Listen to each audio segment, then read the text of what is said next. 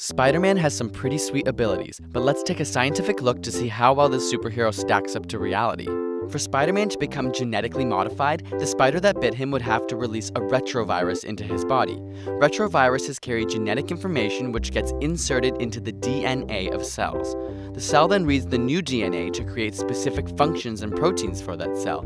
But this retrovirus would have to make its way to nearly every cell and have the ability to code for new and different functions in each cell. So while it's theoretically possible, it would also be pretty amazing. Silk. It's actually proportionately stronger and more flexible than steel. Spiderwebs 1/10 the size of a piece of hair are able to catch insects flying upwards of 15 miles an hour. And believe it or not, if a web were an inch thick in diameter, it could actually stop a fighter jet.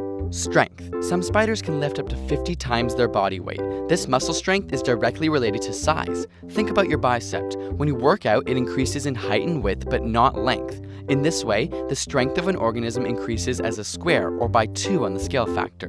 But as organisms get bigger, their volume increases in height, width, and length as a cube, or by 3 on the scale factor.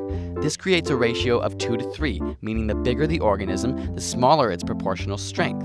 But because Spider-Man is human-shaped and sized, the retrovirus would have to encode for the creation of more actin and myosin proteins. These proteins affect the contraction abilities of muscles, and in effect could make a human stronger. Climbing walls? Not a problem for spiders. They have tiny hairs on each leg, and these hairs have tons of even smaller hairs with triangular ends, which interact with the nanometers of the atoms on the surface.